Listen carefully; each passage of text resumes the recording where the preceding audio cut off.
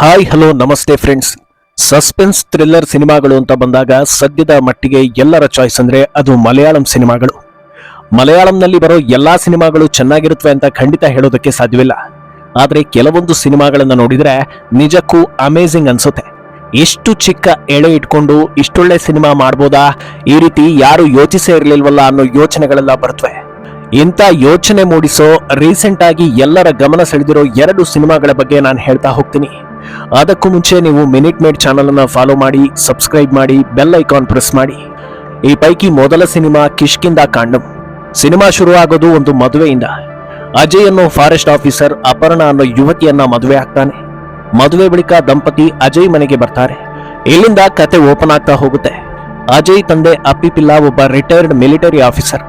ಯಾರ ಜೊತೆಗೂ ಹೆಚ್ಚು ಮಾತನಾಡದೆ ತಮ್ಮದೇ ಲೋಕದಲ್ಲಿ ಇರ್ತಾ ಇದ್ದ ಅವರು ಯಾವುದೋ ಸಮಸ್ಯೆಯಲ್ಲಿದ್ದಾರೆ ಅನ್ನೋದು ಗೊತ್ತಾಗುತ್ತೆ. ಅದಕ್ಕೆ ಕಾರಣ ಮಿಸ್ ಆಗಿರೋ ಒಂದು ಲೈಸೆನ್ಸ್ಡ್ ಗನ್. 2 ವರ್ಷಗಳಿಂದ ಅದು ನಾಪತ್ತೆ ಆಗಿದ್ದು ಅದನ್ನ ಹುಡುಕೋದಕ್ಕೆ ಇನ್ನಿಲ್ಲದ ಪ್ರಯತ್ನ ಪಡ್ತಾ ಇದ್ದಾರೆ. ಇತ್ತ ಅಜಯ್ಗೂ ಕೂಡ ಒಂದು ಭಾವನಾತ್ಮಕ ಹಾಗೂ ಟ್ರಾಜಿಡಿಕಲ್ ಬ್ಯಾಕ್ಗ್ರೌಂಡ್ ಇರುತ್ತೆ. ಅದೇನೆಂದ್ರೆ ಆತನ ಮೊದಲ ಹೆಂಡತಿಯ ಸಾವು ಹಾಗೂ 3 ವರ್ಷಗಳಿಂದ ನಾಪತ್ತೆಯಾಗಿರೋ ಮಗ ಚಚ್ಚು. ಆತನನ್ನ ಹುಡುಕೋದಕ್ಕೆ ಸತತವಾಗಿ ನಡೀತಾ ಇರೋ ಪ್ರಯತ್ನಗಳು. ಅಜಯ್ ಹಾಗೂ ಆತನ ಮನೆಯ ಪರಿಸ್ಥಿತಿ ಏನು ಅನ್ನೋದು ಅಪರ್ಣಗೆ ಅರ್ಥ ಆಗ್ತಾ ಹೋಗುತ್ತೆ. ಆದ್ರೆ ದಿನ ಕಳೆದಂತೆ ತನ್ನ ಮಾವ ಅಂದ್ರೆ ಅಪ್ಪು ಪಿಲ್ಲ ವರ್ತನೆಯಲ್ಲಿ ಆಗ್ತಾ ಇರೋ ಬದಲಾವಣೆಗಳು ಅಪರ್ಣಗೆ ಅನುಮಾನಗಳನ್ನ ತರಿಸೋದಕ್ಕೆ ಶುರು ಮಾಡುತ್ತೆ. ಇದ್ದಕ್ಕಿದ್ದ ಹಾಗೆ ಎಲ್ಲಿಗೂ ಹೊರಡೋದು, ಕಾಡಿನ ಮಧ್ಯೆ ಏನನ್ನೋ ಸುಟ್ಟು ಹಾಕುವುದು, ಅಪ್ಪು ಪಿಲ್ಲ ಮೋಡ್ ಇದ್ದಕ್ಕಿದ್ದ ಹಾಗೆ ಬದಲಾಗ್ತಾ ಹೋಗೋದು. ಇದೆಲ್ಲವನ್ನ ನೋಡಿ ಏನೋ ಗಂಭೀರ ಸಮಸ್ಯೆ ಇದೆ ಅನ್ಸೋದಕ್ಕೆ ಶುರುವಾಗುತ್ತೆ. ಇದನ್ನ ಅಜಯ್ಗೆ ಹೇಳೋದಕ್ಕೆ ಅಪರ್ಣ ಪ್ರಯತ್ನ ಪಡ್ತಾಳೆ. ಆದ್ರೆ ಆಕೆಯ ಮಾತುಗಳನ್ನ ಅಜಯ್ ಅಷ್ಟೊಂದು ಸೀರಿಯಸ್ ಆಗಿ ತೆಗೆದುಕೊಳ್ಳೋದಿಲ್ಲ. ಆದ್ರೆ ಒಂದು ದಿನ ಆಕೆಯನ್ನ ಕೂರಿಸಿಕೊಂಡು ಒಂದಷ್ಟು ವಿಚಾರಗಳನ್ನ ಬಿಚ್ಚಿಡ್ತಾನೆ.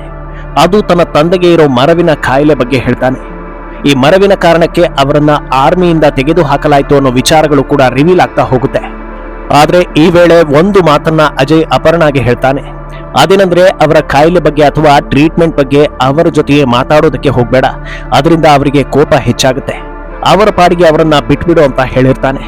ಆದ್ರೂ ಕೂಡ ಅಪರ್ಣಗೆ ಅಪ್ಪು ಪಿಲ್ಲ ಮೇಲೆ ಒಂದು ಅನುಮಾನ ಇದ್ದೇ ಇರುತ್ತೆ. ಹೀಗೆ ಹೋಗ್ತಾ ಇದ್ದ ಕತೆಗೆ ಟ್ವಿಸ್ಟ್ ಕೊಡೋದು ವೈಲ್ಡ್ ಲೈಫ್ ಫೋಟೋಗ್ರಾಫರ್ ಒಬ್ಬ ತೆಗೆದ ಮಂಗನ ಕೈಯಲ್ಲಿ ಪಿಸ್ತೂಲ್ ಇರೋ ಫೋಟೋ.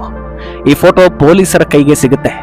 ಅತ್ತ ಅಪ್ಪು ಪಿಲ್ಲ ಗನ್ ಮಿಸ್ ಆಗಿರೋದು, ಮಂಗನ ಕೈಯಲ್ಲಿ ಪಿಸ್ತೂಲ್ ಇರೋದು ಒಂದಕ್ಕೊಂದು ತಾಳೆ ಆಗುತ್ತೆ. ಇನ್ವೆಸ್ಟಿಗೇಷನ್ ಶುರುವಾಗುತ್ತೆ.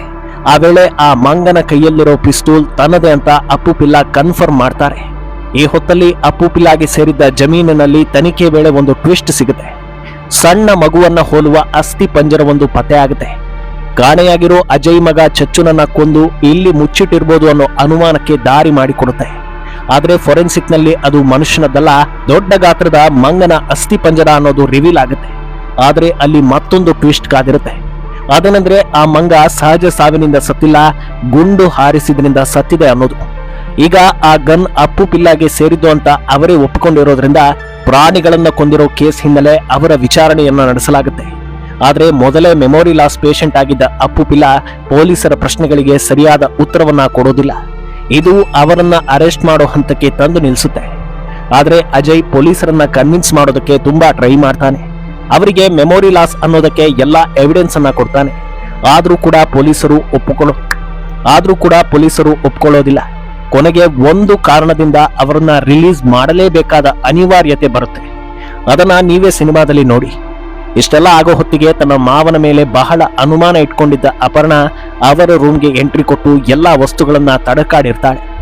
ಅಲ್ಲಿ ಆಕೆಗೆ ಒಂದಷ್ಟು ಮಹತ್ವದ ವಿಚಾರಗಳು ಸಿಗುತ್ತವೆ. ಈ ವಿಷಯ ಗೊತ್ತಾಗಿ ಅಪ್ಪು ಪಿಲ್ಲ ಕೂಗಾಡ್ತಾನೆ. ಇಡೀ ಮನೆಯಲ್ಲಿ ನೆಮ್ಮದಿಯೇ ಇಲ್ಲದಂತಾದಾಗ ಕೊನೆಗೆ ಅಜಯ್ ಒಂದಷ್ಟು ವಿಚಾರಗಳನ್ನ ಒಂದೊಂದಾಗಿ ಬಿಚ್ಚಿಡ್ತಾ ಹೋಗ್ತಾನೆ. ಇಲ್ಲಿಂದ ಈ ಸಿನಿಮಾಗೆ ಇನ್ನೂ ದೊಡ್ಡ ಟ್ವಿಸ್ಟ್ಗಳು ಸಿಗ್ತಾ ಹೋಗುತ್ತೆ.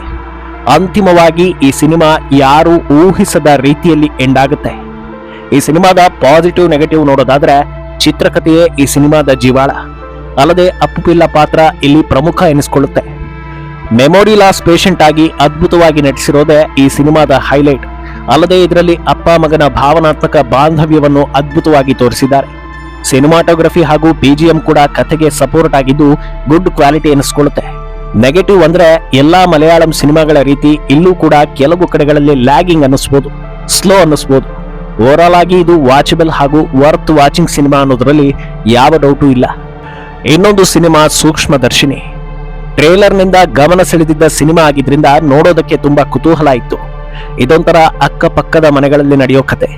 ಪ್ರಿಯಾ ಅನ್ನೋ ಕ್ಯಾರೆಕ್ಟರ್ ಅಂದ್ರೆ ನಾಯಕಿ ಒಂದು ಹೈಲೈಟ್ ಆದ್ರೆ ಆಕೆಯ ಸ್ಥಳೀಯ ಮನೆಯ ಮ್ಯಾನುವಲ್ ಇನ್ನೊಂದು ಹೈಲೈಟ್. ಇಡೀ ಚಿತ್ರಕಥೆ ಸುತ್ತೋದು ಇವರಿಬ್ಬರ ಸುತ್ತಲೇ ಆದ್ರೂ ಈ ಮಧ್ಯೆ ಬರೋ ಪ್ರತಿ ಪಾತ್ರಗಳು ಹಾಗೂ ಟ್ವಿಸ್ಟ್ಗಳು ಕೂಡ ಅಷ್ಟೇ ಪ್ರಮುಖವಾಗುತ್ತವೆ. ಮ್ಯಾನುವಲ್ ಗ್ರೇಸ್ ಬೇಕರಿಯನ್ನ ನಡೆಸ್ತಾ ಇರ್ತಾನೆ.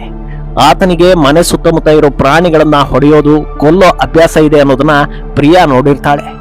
ಆಗಿನಿಂದಲೂ ಆತನ ಮೇಲೆ ಒಂದು ಕಣ್ಣಿರುತ್ತೆ. ಆದರೆ ಅಸಲಿ ಕತೆ ಆರಂಭ ಆಗೋದು ಮ್ಯಾನುವಲ್ ತಾಯಿ ಸುತ್ತ ನಡೆಯೋ ಘಟನೆಗಳಿಂದ. ಮ್ಯಾನುವಲ್ ತಾಯಿ ಗ್ರೇಸ್ ಹೆಚ್ಚು ಮಾತನಾಡದ ಮಹಿಳೆ. ಆಕೆ ವರ್ತನೆ ನೋಡಿ ಆಕೆಗೆ ಏನೋ ಸಮಸ್ಯೆ ಇರ್ಬೋದು ಅನ್ನೋದನ್ನ ಪ್ರಿಯಾ ಗಮನಿಸಿರ್ತಾಳೆ. ಪ್ರಿಯಾ ಮನೆಯಲ್ಲಿ ಫಂಕ್ಷನ್ ನಡೆಯೋ ಹೊತ್ತಲ್ಲಿ ಇದ್ದಕ್ಕಿದ್ದ ಹಾಗೆ ಮ್ಯಾನುವಲ್ ಮನೆಯಲ್ಲಿ ಬೆಂಕಿ ಹೊತ್ತುಕೊಳ್ಳುತ್ತೆ. ಮ್ಯಾನುವಲ್ ಪ್ಲಾನ್ ಮಾಡಿ ಐರನ್ ಬಾಕ್ಸ್ ಅನ್ನ ಟೇಬಲ್ ಮೇಲೆ ಇಟ್ಟು ಬೆಂಕಿ ಹೊತ್ತಿಸಿರ್ತಾನೆ. ಇದೇ ಹೊತ್ತಲ್ಲಿ ಗ್ರೇಸ್ ನಾಪತ್ತೆ ಆಗ್ತಾಳೆ. ಕೆಲ ಹೊತ್ತಲ್ಲೇ ರೈಲ್ವೆ ಸ್ಟೇಷನ್ ಬಳಿ ಗ್ರೇಸ್ ಪತ್ತೆಯಾಗಿರ್ತಾಳೆ. ಅವಳನ್ನ ಮ್ಯಾನುವಲ್ ವಾಪಸ್ ಮನೆಗೆ ಕರ್ಕೊಂಡು ಬರ್ತಾನೆ. ಇದು ನಾರ್ಮಲ್ ಆಗಿ ನಡೆದಿರೋ ಘಟನೆ ಅಲ್ಲ, ಬೇರೆದೇನೋ ಪ್ಲಾನ್ ನಡೀತಾ ಇದೆ ಅನ್ನೋ ಬಗ್ಗೆ ಪ್ರಿಯಾಗೆ ಅನುಮಾನ ಬಂದಿರುತ್ತೆ. ತನ್ನ ಮೇಲೆ ಪ್ರಿಯಾ ದೃಷ್ಟಿ ನೆಟ್ಟಿರೋ ಬಗ್ಗೆ ಮ್ಯಾನುವಲ್ಗೂ ಒಂದು ಅನುಮಾನ ಇರುತ್ತೆ. ಇದೇ ಹೊತ್ತಲ್ಲಿ ಸ್ಟೆಫಿ ಅನ್ನೋ ಸ್ಥಳೀಯ ಯುವತಿ ಜೊತೆ ಫ್ರೆಂಡ್ಶಿಪ್ ಬೆಳೆಸ್ಕೊಂಡಿದ್ದ ಮ್ಯಾನುವಲ್ ತನ್ನ ತಾಯಿಯನ್ನ ನೋಡ್ಕೊಳ್ಳೋದಕ್ಕೆ ಮನೆಗೆ ಕರೆಸ್ತಾನೆ. ಸ್ಟೆಫಿಗೂ ಗೊತ್ತಾಗದ ಹಾಗೆ ಜ್ಯೂಸ್ನಲ್ಲಿ ನಿದ್ದೆ ಮಾತ್ರೆ ಬೆರೆಸಿ 11 ಗಂಟೆಗೆ ಅಮ್ಮನಿಗೆ ಕೊಡು ಅಂತ ಹೇಳ್ತಾನೆ. ಈ ಗ್ಯಾಪ್ನಲ್ಲಿ ಅದನ್ನ ಪತ್ತೆ ಹಚ್ಚೋದಕ್ಕೆ ಪ್ರಿಯಾ ಆ ಮನೆಗೆ ಬರ್ತಾಳೆ. ಆದರೂ ಹಾಗೋ ಹೀಗೋ ಸರ್ಕಸ್ ಮಾಡಿ ಕೊನೆಗೂ ಜ್ಯೂಸ್ ಕುಡಿಯೋ ಹಾಗಾಗುತ್ತೆ. ಜ್ಯೂಸ್ ಕುಡಿದು ಸ್ಟೆಫಿ ನಿದ್ದೆಗೆ ಜಾರ್ತಾಳೆ. ಎದ್ದು ನೋಡುವಾಗ ಗ್ರೇಸ್ ಮಿಸ್ಸಿಂಗ್.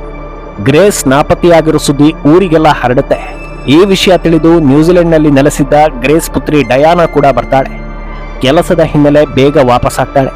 ಈ ಎಲ್ಲಾ ಬೆಳವಣಿಗೆ ಗಮನಿಸ್ತಾ ಇದ್ದ ಪ್ರಿಯಾಗೆ ಮ್ಯಾನುವಲ್ ತನ್ನ ಅಮ್ಮನನ್ನ ಕೊಲ್ಲೋದಕ್ಕೆ ಟ್ರೈ ಮಾಡ್ತಾ ಇದ್ದಾನೆ ಅನ್ನೋ ಬಲವಾದ ಅನುಮಾನ ಉಂಟಾಗುತ್ತೆ.